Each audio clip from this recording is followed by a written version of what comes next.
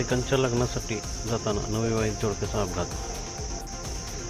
आमचे प्रतिनिधी विक्रम महिपाल यांनी घेतलेला हा आढावा. मौजे सडा दाढोली येथील श्री विठ्ठल झोरे यांचा मुलगा राजू विठ्ठल झोरे व नवविवाहित सून राणी राजू झोरे यांच्या विवाहाला फक्त 10 दिवस झाले होते आणि मनाला अत्यंत चटका लागून जाणारी बातमी.